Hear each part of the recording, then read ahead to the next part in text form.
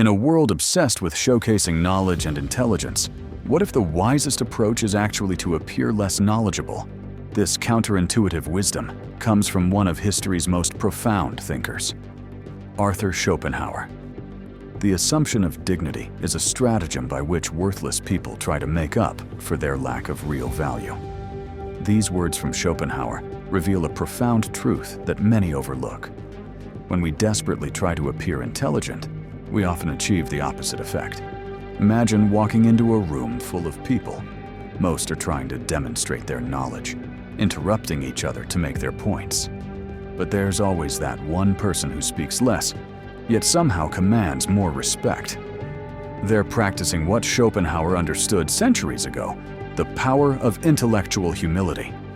Schopenhauer developed what modern psychologists might call strategic understatement. Instead of displaying all your knowledge at once, you hold back, listen more, and speak only when you have something truly valuable to contribute. This approach isn't about deception, but about understanding the social dynamics of wisdom. Consider this scenario. Two people are discussing a complex topic. The first person rapidly fires off facts, statistics, and terminology, clearly trying to establish themselves as knowledgeable.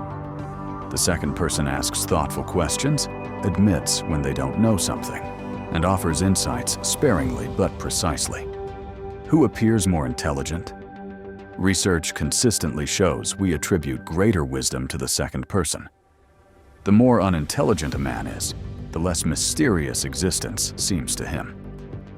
This Schopenhauerian insight reminds us that true intelligence begins with acknowledging the limits of our understanding. When we play dumb, or more accurately, when we approach conversations with genuine curiosity rather than a need to demonstrate knowledge, we open ourselves to learning rather than merely confirming what we think we already know. The ancient Greek philosopher Socrates used a similar approach, claiming, "I know that I know nothing." This Socratic ignorance wasn't an admission of stupidity, but a sophisticated intellectual position. By appearing to know less, Socrates could ask questions that revealed the gaps in others' thinking, while avoiding the defensive reactions that direct challenges often provoke. But why does this approach work so effectively? The psychology behind it is fascinating. When we project certainty and extensive knowledge, we create several problems for ourselves. First, we activate what psychologists call the backfire effect. When someone is confronted with contradictory information, they often become more entrenched in their original position. By appearing less knowledgeable, we sidestep this defensive reaction.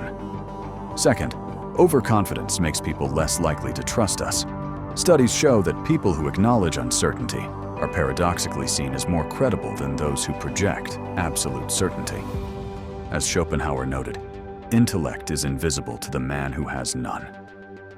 Third, by playing dumb, we create space for others to contribute, building rapport and goodwill.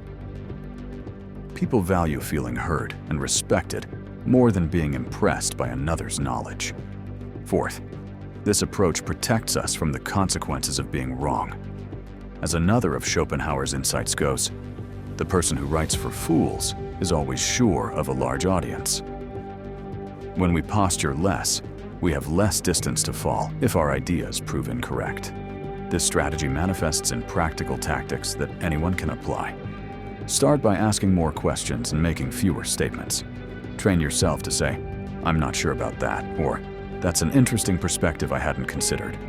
Replace "Actually, that's wrong," with "I wonder if we might also consider." Warren Buffett, one of history's most successful investors, exemplifies this approach. The difference between successful people and really successful people is that really successful people say no to almost everything.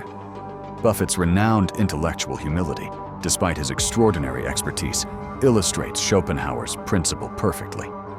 The Japanese concept of beginner's mind offers another cultural articulation of this wisdom. Shunryu Suzuki captured this idea. In the beginner's mind, there are many possibilities, but in the expert's, there are few. By consciously maintaining the openness and receptivity of a novice, even as we develop expertise, we continue learning where others stagnate. Schopenhauer understood that intelligence isn't just about what you know, but how you navigate what you don't know. Talent hits a target no one else can hit. Genius hits a target no one else can see. Playing dumb, or more accurately, embracing intellectual humility, isn't about diminishing yourself. It's about creating the space to perceive what others miss. This approach requires genuine ego strength. It's easy to showcase knowledge when you're insecure about your intelligence. It takes real confidence to admit ignorance. As Schopenhauer observed, we forfeit 3/4 of ourselves in order to be like other people. Those who need to prove their intelligence are often the most insecure about it. But a word of caution, this isn't about false modesty, which is merely another form of pride. It's about a genuine intellectual position that acknowledges the vastness of what we don't know compared to what we do.